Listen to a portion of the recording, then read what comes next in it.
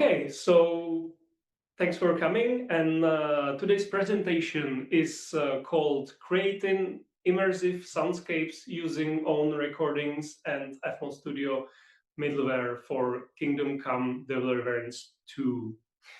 Rather complicated title, but let's hope that the presentation will be pretty straightforward. So let's start. First, a few words about me. I am an ex-musician. When I was very young, I started to make music, and I had this dream of becoming a professional uh, game musician. But soon that dream didn't go to its fruition. After the school, I went to work right away, and I worked for a few years in a really rather boring job. But later, I found out that I still need to do creative things. So I went to the film school, which I successfully graduated. And after that, I finally found my dream job here at Warhorse Studios, which I'm at right now. I have become the sound designer for the Kingdom Come Deliverance 1 and Kingdom Come Deliverance 2. So that's a very short story of my life.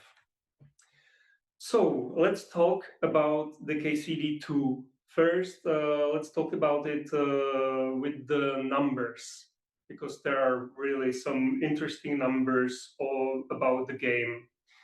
There are nearly 300,000 of voice lines, which is really a lot for even for an open world RPG like KCD2.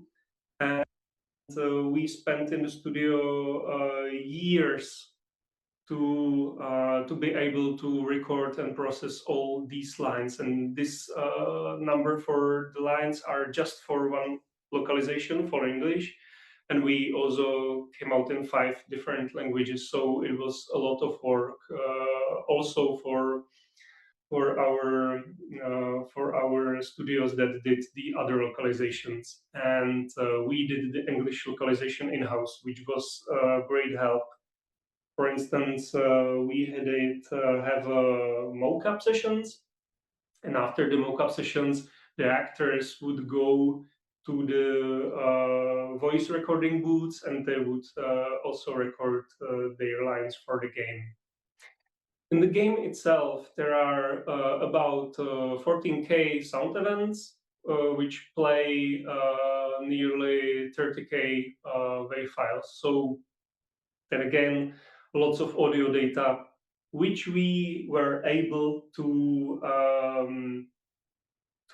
get to our program for just typically. KCD2 takes about 70 megabytes of RAM and memory, which is pretty good, I would say. And it's because we did our own system of loading sounds to the memory and from the memory at will. So from what I know, that typically large open world RPGs take hundreds of megabytes of RAM. So with these techniques, we were able to manage to get all the sounds that are needed at the moment just into 70 megabytes, which is pretty good in my opinion.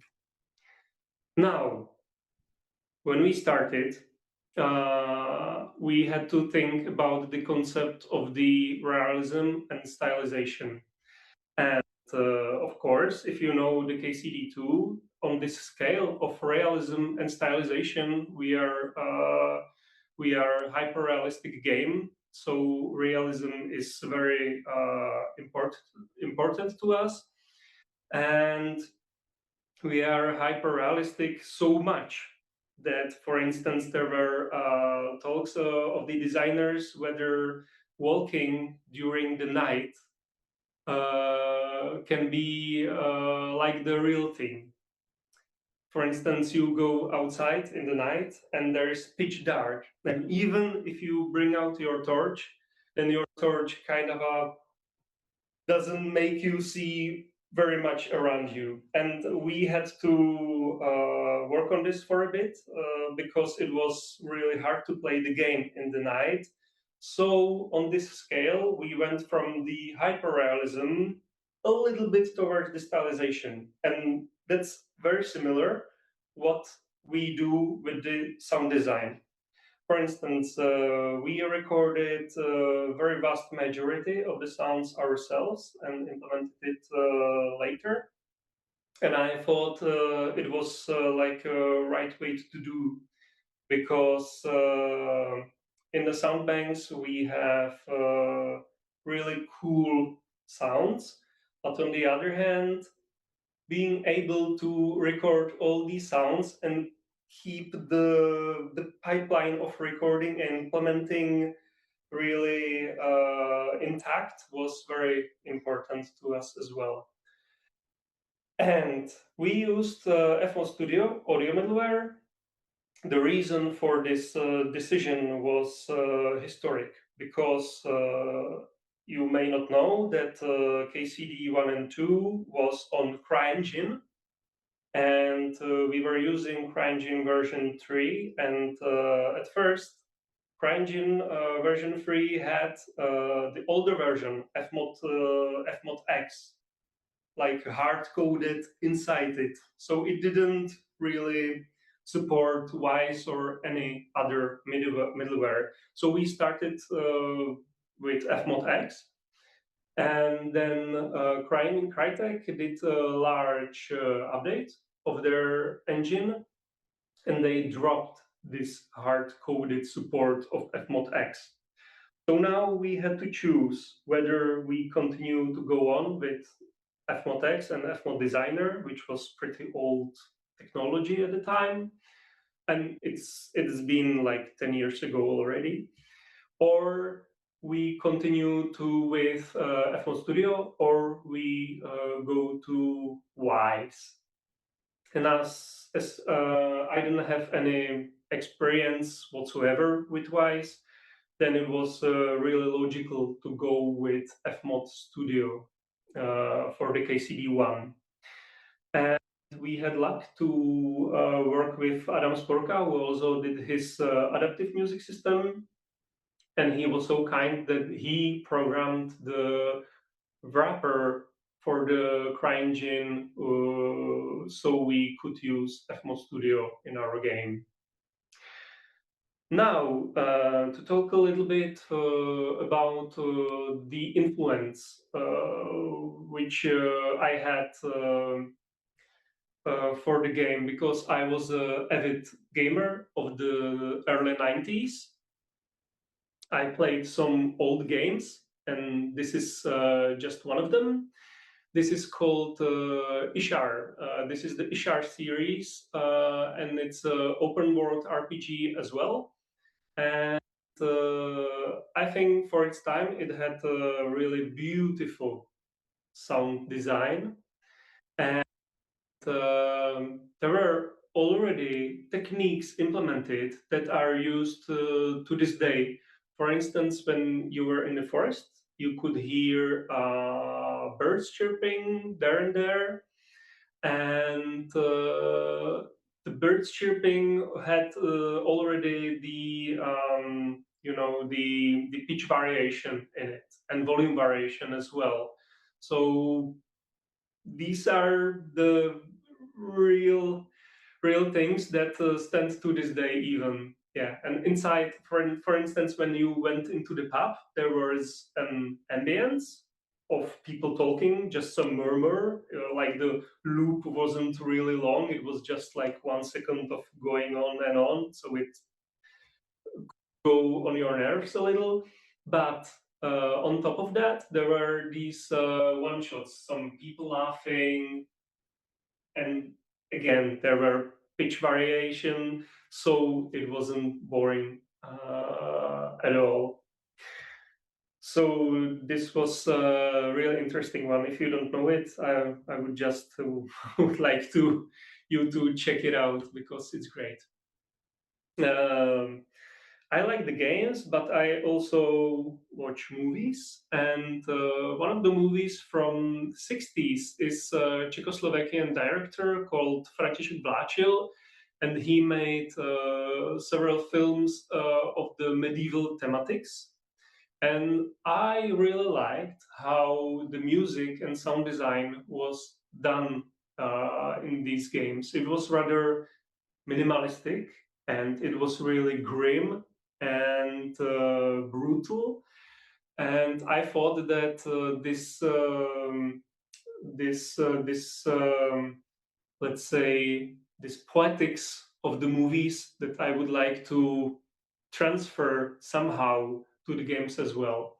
On the top part, you can see the shots from a movie called Marketa Lazarova, and on the bottom part, that's a movie called Valley of the Bees.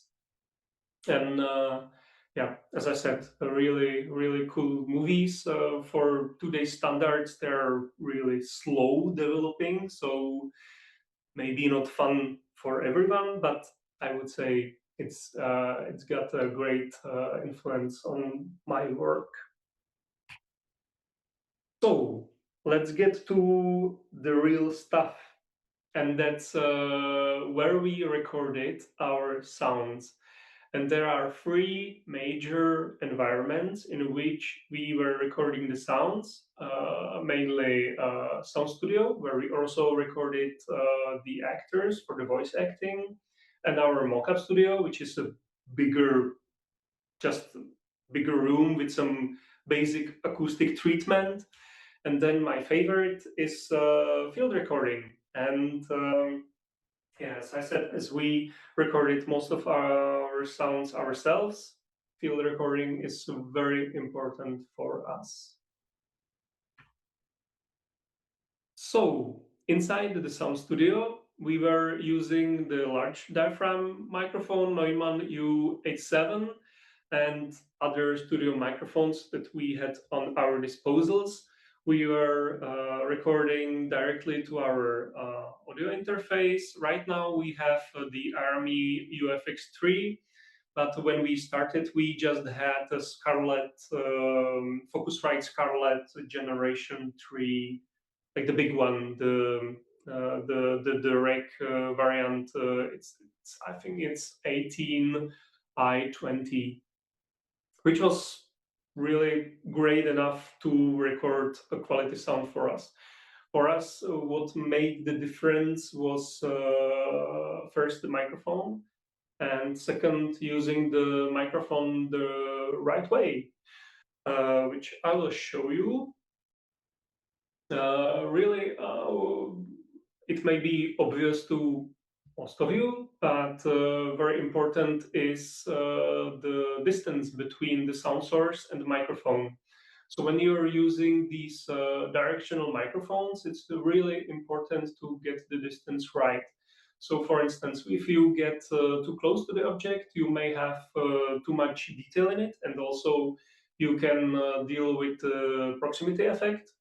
And if you are too far away, you may as well record the ambience part of the sound, like the reflections. And for sounds for games like KCD2, you don't want to do that. This is for the recording of different types of squeaking, which we had in our game a lot. And yeah, this is basically a creaking machine. So this it's about getting the rope strained, and it creates the wooden squeaking of different textures. We also recorded sounds for lockpicking there. So then again, we just grab some unuseful stuff and we try to play with it for a bit, and in the end we come up with the sounds for the game. There was one recording which I enjoyed quite a lot, and it was a recording of the vegetation, let's say. And I just went outside the studio. I grabbed some vegetation, some grass, and some like little branches, and I just made like these tiny, like the vegetation movements in front of the microphones, and I added these sounds into the scatter, which comes in the nights when you're, for instance, in the forest, and this creates this kind of a ASMR experience, which I like very much.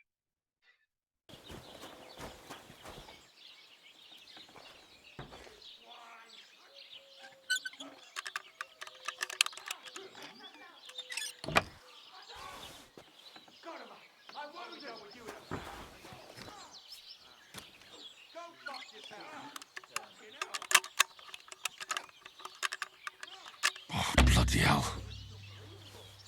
Did I forget to add salt?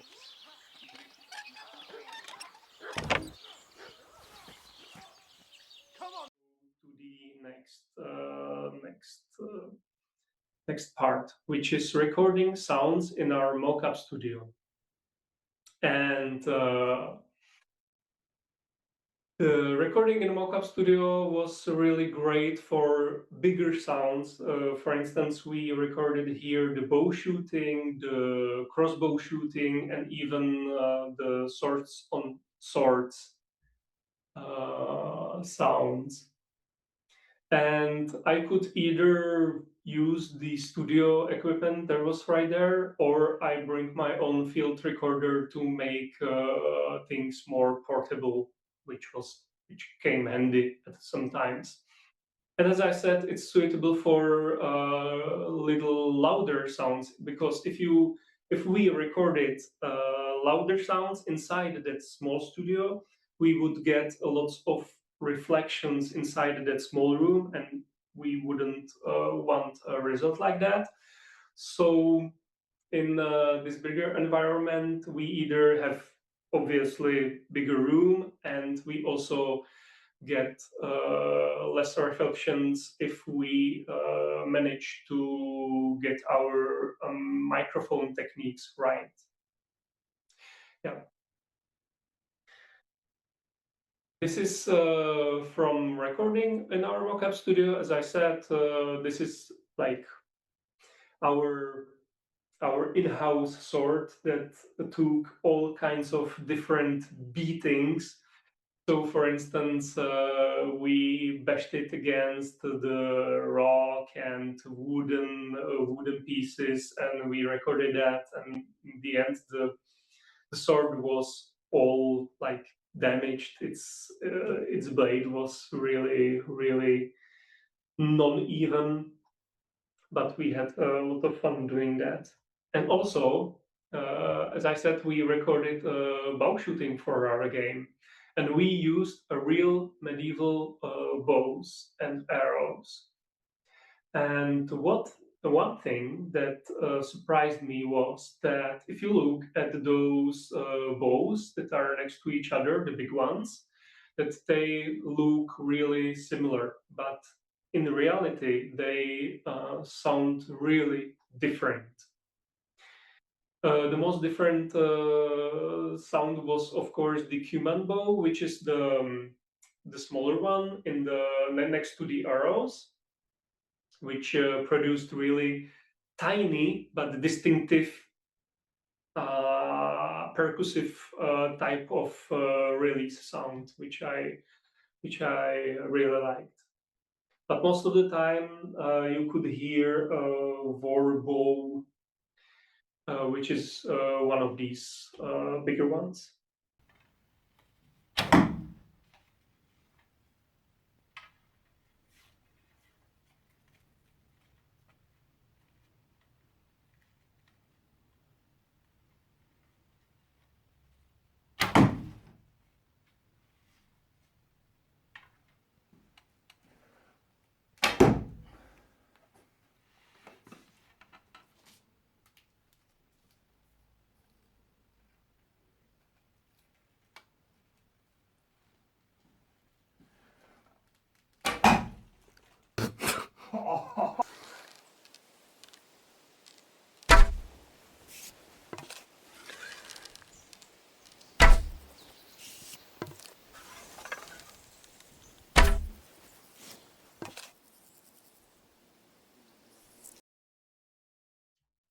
Now, let's go to the field recording, which is my favorite part.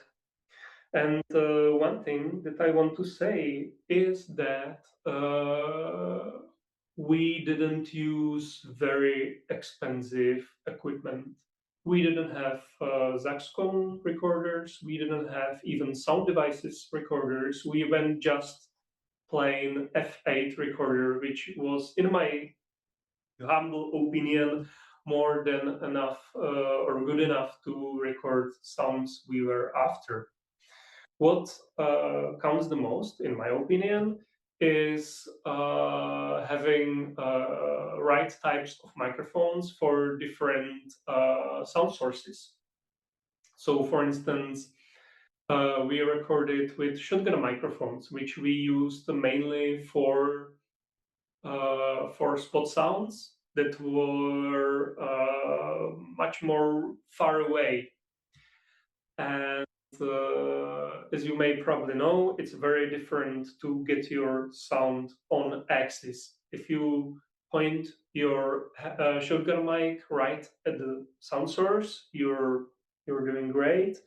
If your sound comes off axis, it doesn't sound really good anymore. And then again, we didn't use really high-end equipment. We had decent equipment for this type of task, which was Sennheiser MKH 416 or Rode NTG3, which is even cheaper. Then we used loads of cardioid microphones. I have a bunch of Bear Dynamics MC 930s and my old sturdy Octavas MK012, which are really old Russian microphones, which were my first microphones that I used for the field recording. Later on, I was when I was building my equip, I went after different microphones, and I obviously use these a lot. And I have many different microphones. And what I do when I'm recording sounds is that I record either from the close perspective, medium distance perspective, and the far perspective. And this is only for the sounds where it makes sense to do it like this. Most of the times, I would just need one or a pair of microphones for a single sound source. And for special occasions, we also used lavalier microphones, and we use that for the horse sounds, for instance. So as you see, we also recorded the hoof step sounds ourselves. And to make the recording complete, I was able to give the lavalier microphone to the horse. And yeah, so that's where all the muzzle horse sounds come from. It's just the lavalier recording of the horse, just like you would put these kind of microphones on an actor. And what matters a lot as well is good windshields. It wouldn't make really sense to have high-end equipment and not having good windshields on your disposal. So the important thing is that you have this Fury windshield for the outdoor shooting, and it better be a quality one. For instance, we had these Rycote baby ball gags on the smaller cardioid mics, and then we had the bigger Zeppelin windshields with the force for the other microphones. And this all gets powered with V-mount batteries, which I found very useful for my field recording trips. A lot of people these days use the NP1 batteries for field recording. I prefer V-mount batteries, even though they are heavier. they have good capacity and are really reliable. So I was shooting with P-mount batteries. This is from shooting the blacksmithing that we did for our game. And here you could see it's just a bunch of microphones pointing at the anvil from close perspective. And that's just that. Yeah. And field recorder and doing different things. So we were able to put different items into the fire and heat them up and bash them with the hammer and recorded the sound. And I think we did pretty well for the blacksmithing in our game, because as you see, the different sound is produced when the item is hot and when it's cold. And I checked the sound banks, the regular paid sound banks, and I couldn't find a variation in the sound like this. So I thought that recording our own sounds is the right way to do it.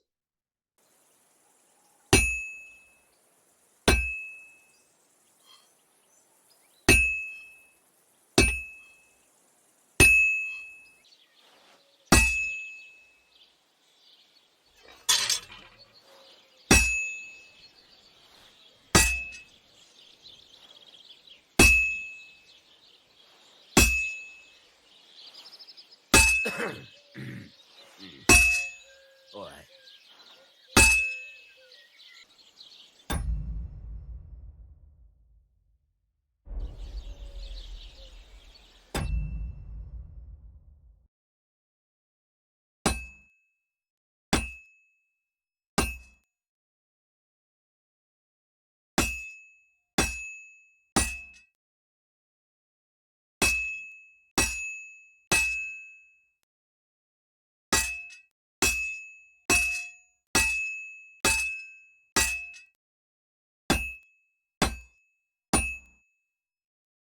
And go to the next nice field recording trip, which we recorded the arrow flybys. And as you see, these microphones are in the direct flight path of the arrow, which we tried to shoot into these cardboards that are there in this photo. And the cool or the important thing was that we tried not to hit the microphones in the first place, and but you couldn't if the arrow went too far from the microphones, the sound would get too quiet and not really useful. And if the arrow went too close to the microphone, then we then again had the problems with these bass thumps and the proximity effect that it created. So it really had to be the right distance between the sound source, which was the flying arrow, and the microphone itself. And when we started to recording the flying arrows, we found out that it just sounds plain and really boring. And what we came with was that we needed to enhance the air resistance of the arrows. So we attached different items on the arrows, just like little pieces of vegetation, some piece of wire, and different items of all sorts, and it started to create the effects that we were hoping for.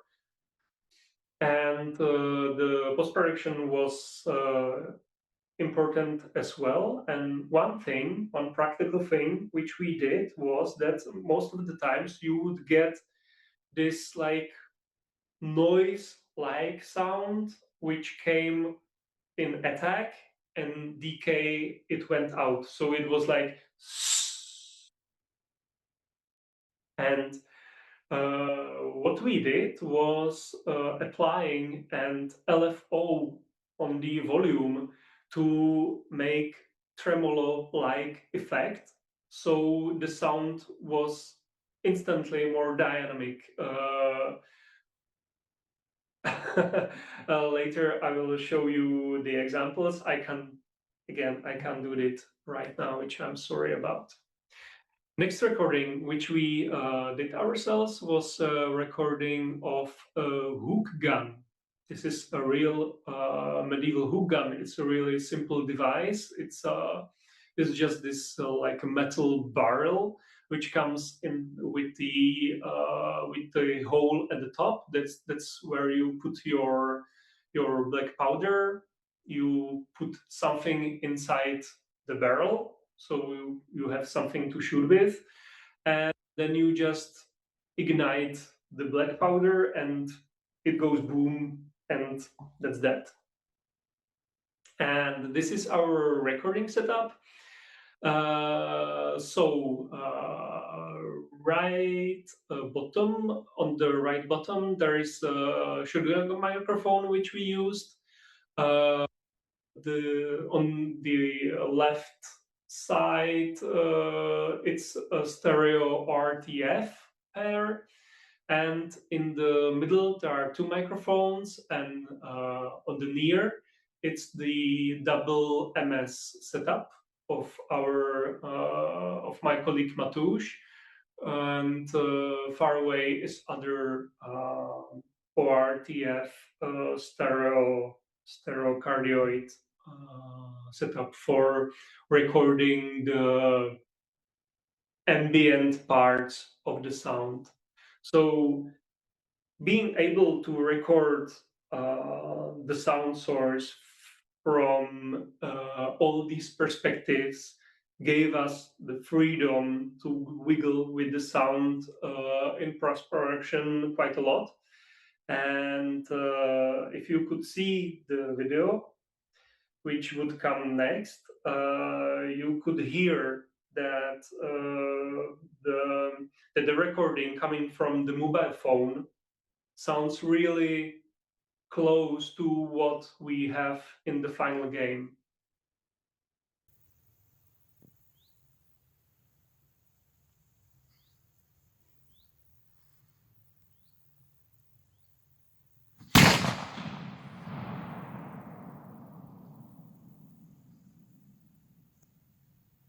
For whom nothing is sacred. Why the hell did Come they take closer the and on the see the table? face of a good-for-nothing sinner. Last night, Put that weapon away, now! You won't be shooting here. respectable and chaste woman. Just try and shoot at me, and you'll see. The poor woman feared for her life. And now my favorite part is recording ambiences. There are lots of challenges when we were recording ambiences. One of the biggest challenges was to get the clean sound, basically. Yeah. So when you go anywhere in the Czech Republic, and I think it's very similar with the United States or any parts of the world, is that airplanes fly overhead all the time, and even though you can have a feeling that you're inside the nature, some kind of a highway is probably somewhere near you, and it can be heard in the recording. So getting so really peaceful and quiet and like place to record the nature sound is hard to come by, at least in the Czech Republic.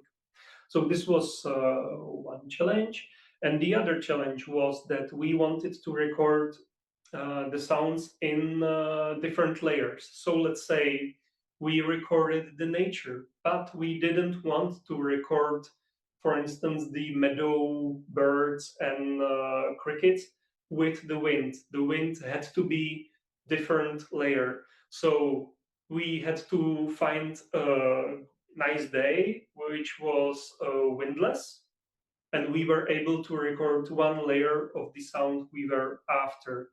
And later, when there was autumn, and it got pretty windy, we went on the different field recording trips.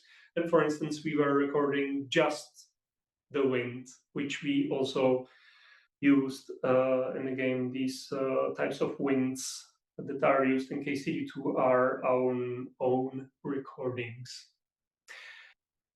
For the ambiances, for KCD1, we use really boring stereo types of recordings, which were static. And for KCD2, I had a feeling I had to improve the system quite a lot because the sound ambiances are really important to us. And if you play the KCD2 and you're wandering outside, most of the time you just hear some ambiances, different ambiances. You get to the different part of different meadows and you hear different sounds. So it made lots of sense to really improve the system, which we did with our custom plugin for the FMod Studio, which did the specialization around the player. So we recorded 4-channel ambiances, and if you look around and if you change the azimuth as you were looking around, the ambience would turn with you, which in my opinion helped to achieve the higher level of the immersion that the game had.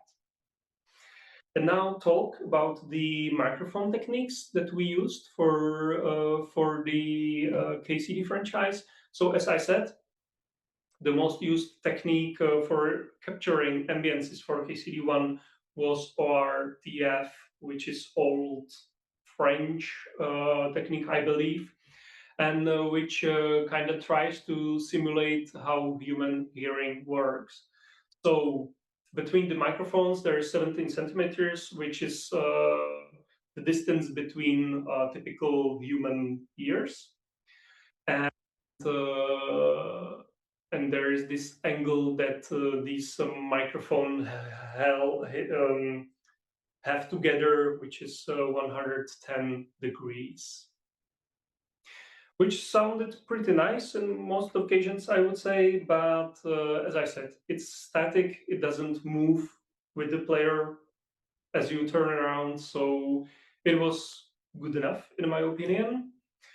So the improvement was this.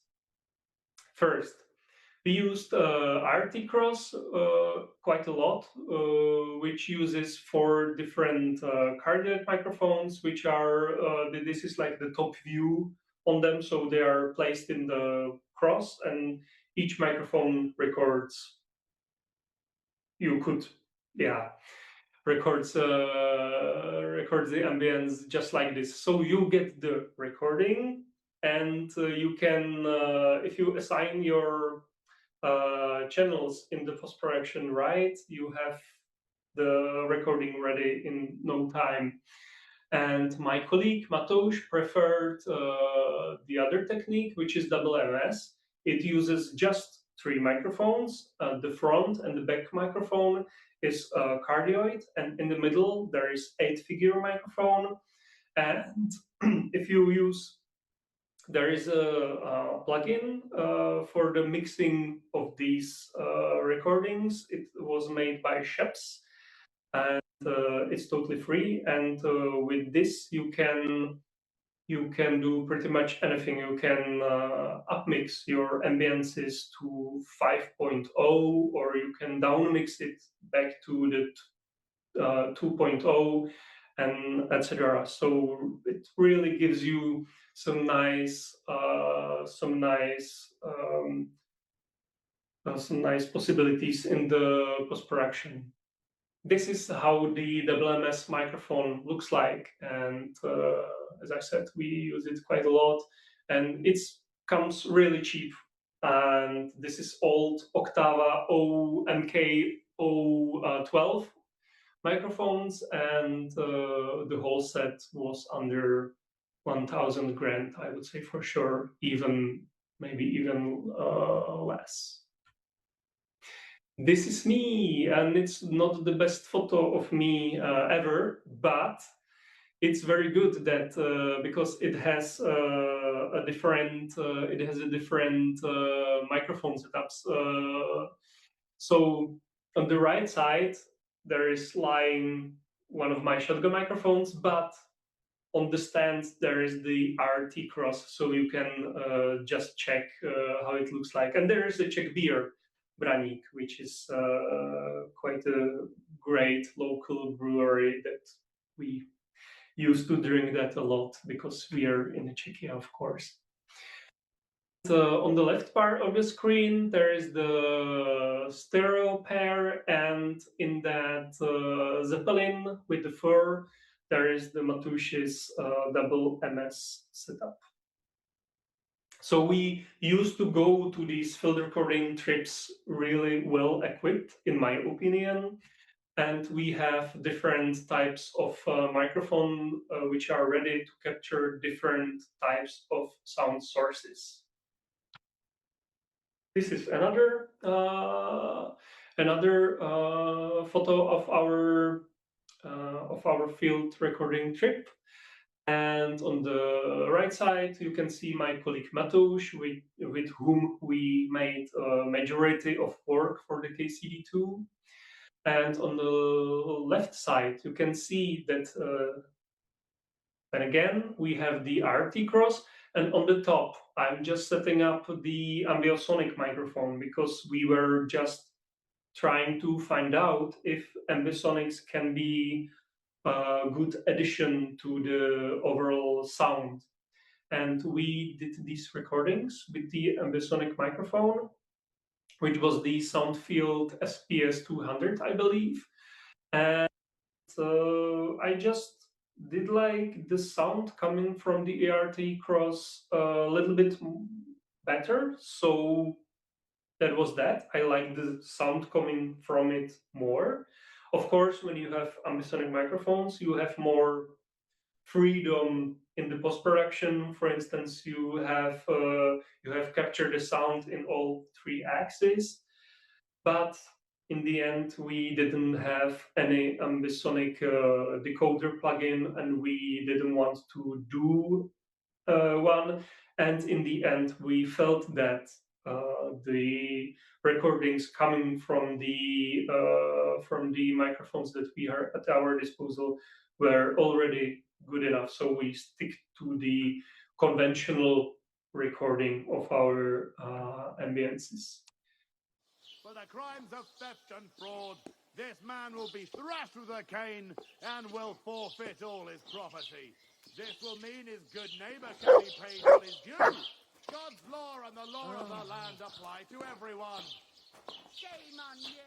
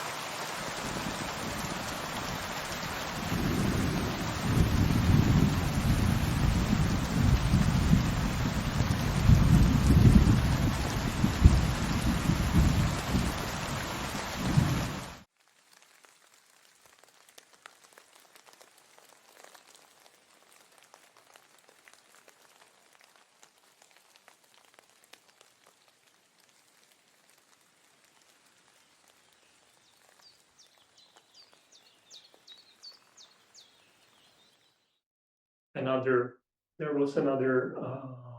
example. And this is from recording the people, which we did a lot for KCD2, because there are different type of emotions in our game. And when you are going in the Gutenberg streets, there are just people minding their own business and stuff like that. And then you have, of course, the battles and some tournaments. So you would need people which are shouting and rooting for either the player or the opponent. And we wanted to capture all these types of sounds ourselves. And then again, this is the type of sounds which is big enough to be captured in different distance layers. So we had close, mid range, and very far away microphone to capture these kind of wet reflection type of recording. These are our actors. We had our script. Before each take, we told them what we expect them to do, and we have to manage to make the recordings the way that not a single actor would stick out of the recording, because it would be really bad to have it in the recording in the games, because you cannot really afford to have 5-minute long loops. Our loops were 30 seconds to maximum 1 minute. And even inside that kind of loop, you can, when you have some distinctive voices sticking out of the recording, it can be a bad thing for the recording.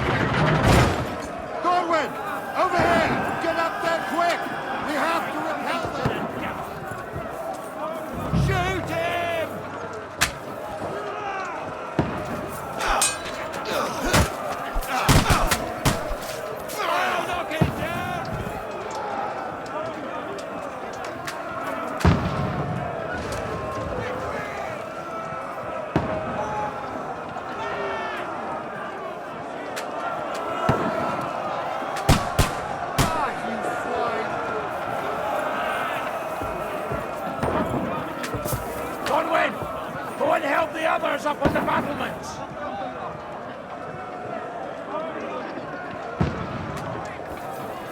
Conway! Up there! You having a chance?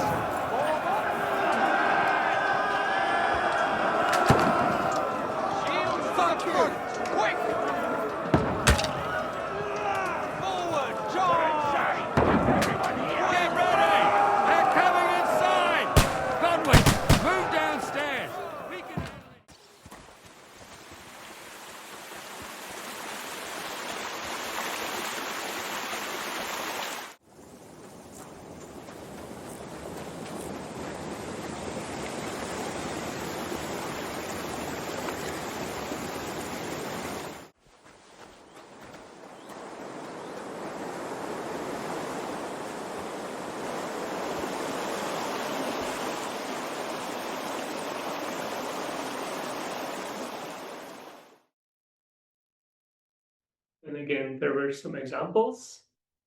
And finally, every field recording trip should be fun. So with my colleague Matouš, we had plenty of fun, and we tried to make up the most of it, either to bring some cool content to our game and have fun at the same time. So I think really hope we managed to do both, and this is it. And thanks you that you made it here. So thanks for your attention, and we can now. Oh, thank you very much. Thank you as well for your attention. And if any of you have any kind of question, I'm eager to answer, or I can try to share the videos I was talking about. So you couldn't hear my voice, but you'll probably hear the videos. So just let me know if you want to answer some of your questions, or if I can. Oh, okay. Should Gabriel? Yeah, can you hear me? Yeah, I can. Hi, first of all, thank you very much for showing us this. This is really in-depth and pretty crazy. I'm not gonna lie. I didn't know a lot of these techniques and stuff. And basically, so why do you use those old Russian microphones? Is it kind of like an old fridge type of thing where, they just work Yeah. really good because they're old, or is it some way how they capture audio? Yeah, honestly, I avoid using them when I can. The thing is that I have my own equipment. The Warhorse does not have any kind of the field recording equipment, so it's mine. So when I'm recording, most of the time, I don't use the old Octavas at all. I prefer either my bar dynamics or my Sennheiser shotgun mics. Okay. But if we happen to go to some recording where we need more microphones, we edit. So we have the different options, but you can't really rely on these old Russian microphones too much. They're very prone, for instance, to the moisture. So when you're recording when it's after rain, for instance, they could produce really harsh noise out of nowhere for no reason, for no apparent reason. So using the biodynamics and Sennheiser, they are much more reliable when it comes to the field recording. So I use them when I don't have any other choice, but I would rather not. I see. Okay, so you just have them around just in case, final effort. Okay. Yeah. Um, one other question I have, I know somebody already put a question in there. I'll make this quick. What software do you use to mix your raw audio? So as I told, I went to a film school, and it was like 15 years ago or 20 perhaps. And by then, the Pro Tools was really broad standard. It was pretty cool, and I still kind of like Pro Tools. But as you see that nowadays using Reaper is the way to go, and I'm honestly now having a hard time of having this transition from the Pro Tools to Reaper, and I have strong sentiment towards Pro Tools. I think I can do the job really quick because I've been using it for all these years. But at the same time, I feel like I'm missing out having the opportunity to work with Reaper because the great and modular it is. This week, my colleague showed me this variation plugin, which basically does the sound design for you.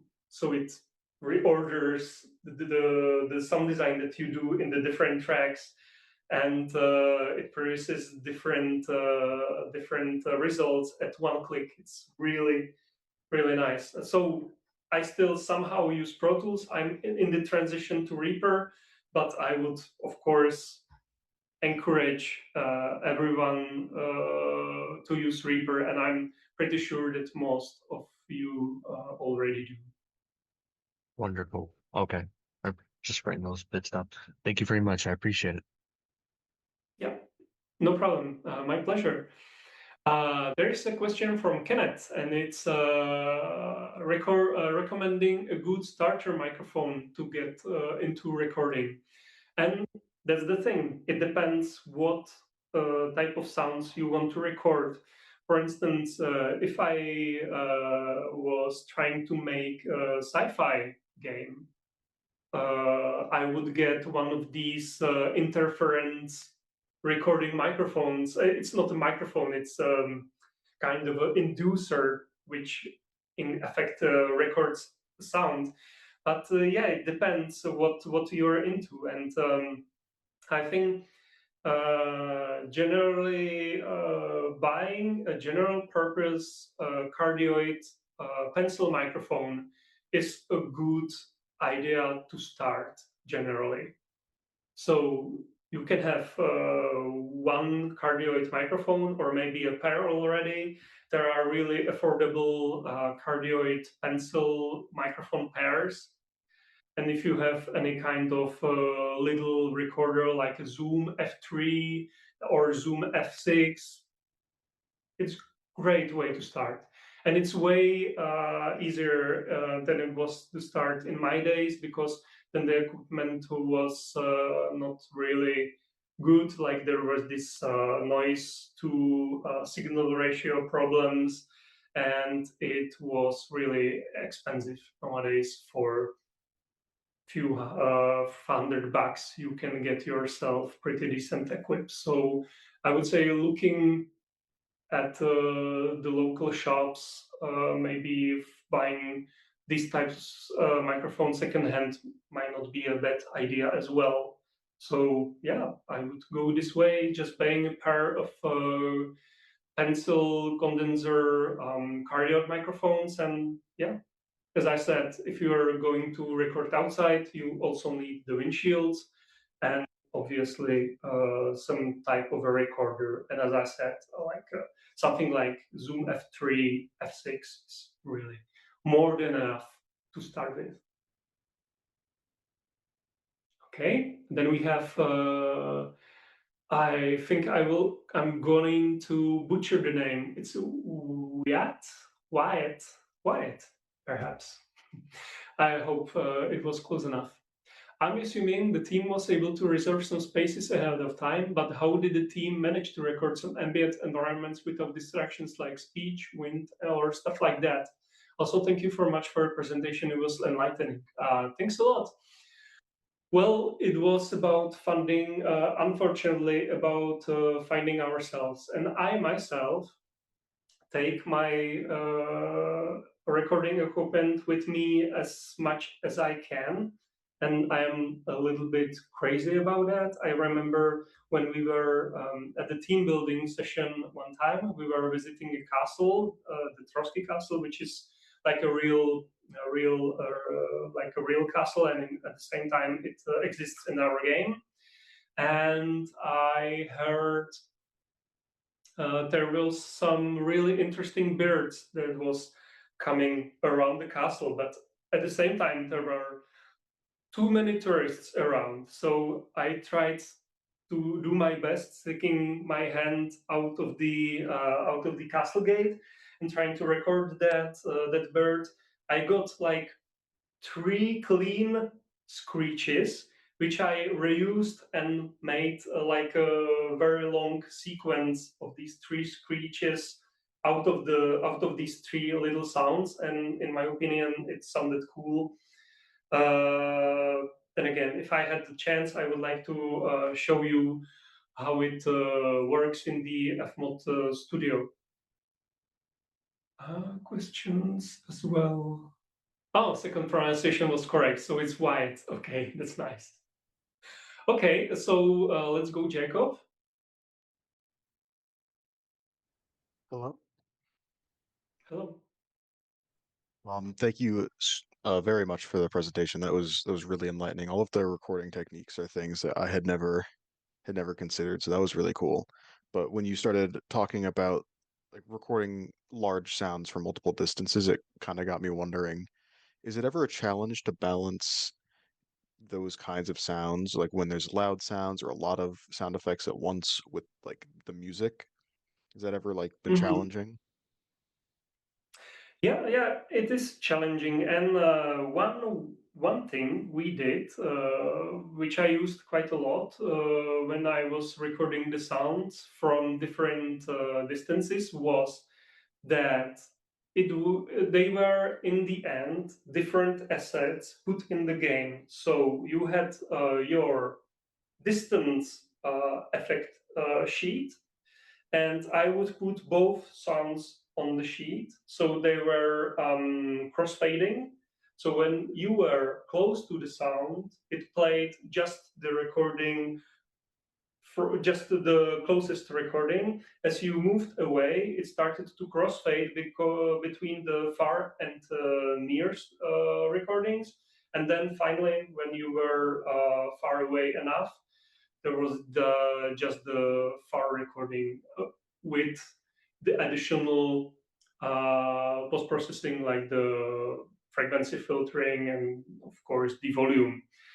And this is something that worked for me, because if you have just one recording for any kind of distance between the sound source and the listener, when you are far away, you can somehow still hear the details in the sound, even though you perhaps use the high pass and low pass filters for the distance filtering, but still the details from the sound are there. So I really liked to do recording from different distances for that reason.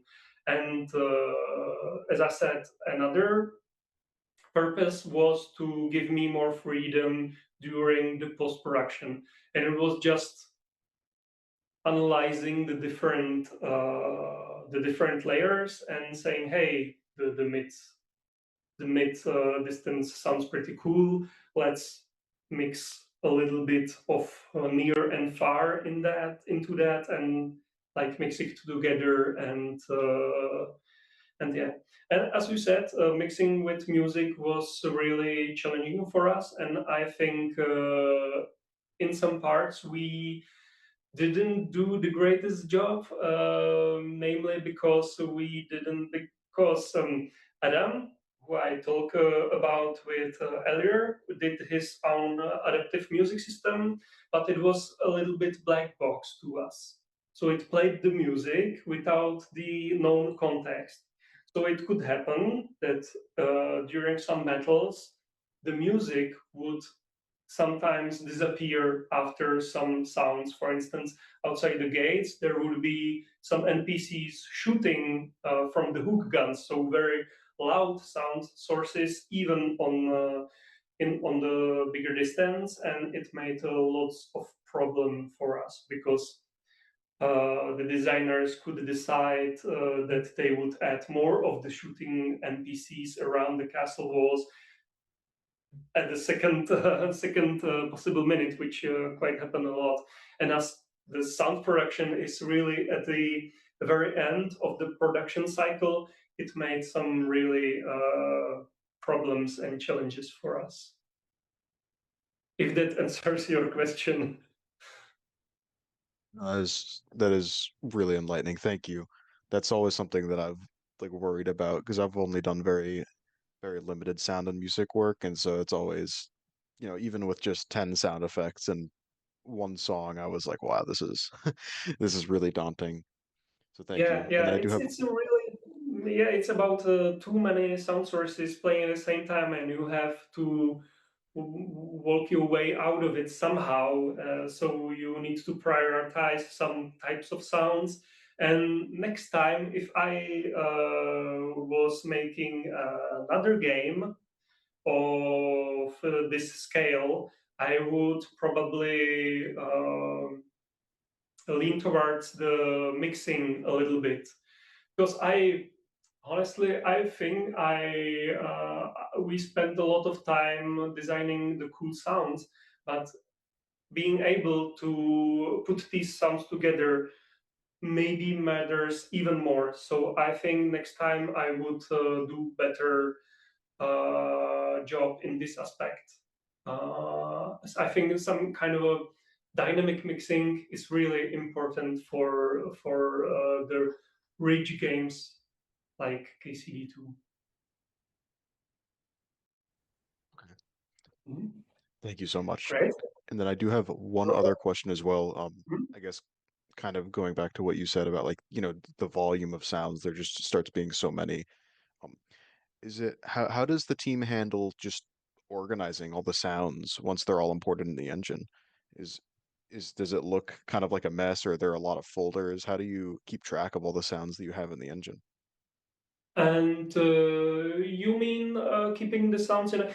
Well, you see, it's different things, right? So at first, there's your middleware project, which we tried to have really nice and tidy at the first, and this ambition very quickly fades away because at the end cycle of the production you have to make really messy decisions, and your fmod project can get really messy, but it's really important to get it nice and tidy at the beginning, because in the end it will be even a bigger mess. Then on the engine side, I thought we did a decent job, because one of this layer was the environment sounds, and each section of the world had its own folder structure, and we were inside the folder structure, and yeah, so you just loaded a portion of the world, and it would stream all the necessary visuals and audio elements that are environmental. And then on top of that, it was really never-ending job to annotate the sounds for the thousands and thousands of different animations that we had in the game. And for instance, just for the mockup itself, we had tens of thousands of different animations, and they were annotated manually, including the follies and the footsteps. Imagine that. Nowadays, you have these cool tools that can make the best job trying to find the footsteps and insert the events inside these animations. But we didn't do that, have that. So we really spent a lot of time annotating either the world and the animations. But I wouldn't say we had it messy. I think we did pretty decent job keeping it tidy. Awesome. That's perfect. Thank you so much. I appreciate it. You're welcome. My pleasure. Okay, so Giancarlo. Yes, hi. Thank you for taking your time out of your day to share this with us. One of my questions is how, what is the decision making into choosing what sounds you've recorded gets actually put into the game and used, and which ones just get thrown out essentially? Like, what's the decision into a good sound being a good sound for that specific action? Mhm. Okay, so one first thing is that the sound meets certain sound quality criteria, which is like the hard requirement. And then we are somewhere on the realism to to the stylization scale. And when we were designing the sounds for the KCD1, I thought that being hyper realistic is the right way. And later I evaluated this thinking, and we moved slightly towards the stylization.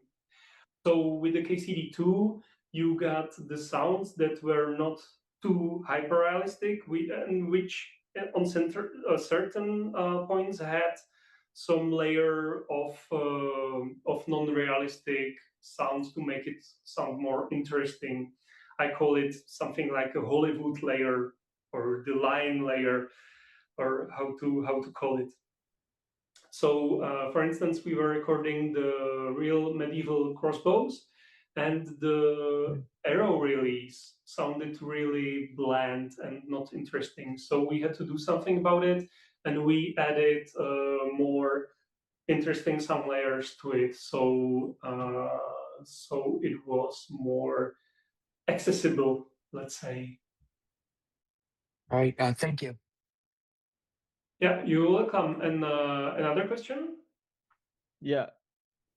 I have a question about one-shot sound effects. And one big challenge I have is when you have a game event that triggers a one-shot, sometimes by the time it actually triggers the sound, you would have already expected the sound to play, so it comes in late. I was wondering when you're like designing a sound, do you just have like a really fast attack, or is there a way like how do you make a sound so that it doesn't sound late by the time it actually triggers after the game event happens? Yeah, we didn't have this kind of a problem too much because a lot of sounds were already in the memory. So there was one layer of delay, which was between the engine asking the Fmod to play the sound, which was on quality PCs, it was really quick in matter of a few milliseconds. But on the older PC, you could have a longer delay of the sound. And the second delay was your audio buffer, obviously. And we didn't do pretty much anything about it, to be honest. I just for one-shot sounds that had to be in sync with the game events was have the samples in the memory already. So if there was, the delay could be introduced by not having the sound into the memory, that the Fmod had to ask for for the sample loading, and then it would play. But we didn't have much trouble with this. I would say there was one trouble though, which was on the hoof step sounds. And at first, we were trying to make a sound for every discrete hoof step. And when you're galloping, it's really fast. It's da-da-dum. And it's like 50 milliseconds between these isolated hooves. And one thing that happened to us was that some variable delay was introduced, and especially on slower PCs. It broke the rhythm of the galloping. So in the end, we had to glue these three hoof steps together and play it as one sound. So at times there could be delays that we had to solve, like this problem that we had with hoof steps. Great. Thank you so much. Yeah, very helpful. Okay, anyone else? Well, if it's not the case, I really want to thank you for listening to my presentation, to be with me here for all this time. And I would like to send Joaquin my presentation, in which you will be able to play these videos for yourself, so you won't be you won't be you will be able to hear and see what I was talking about. So thank you very much, and hope to see you anytime soon.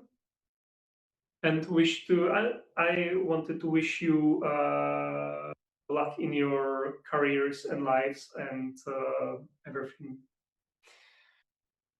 Thanks, and see you. Goodbye.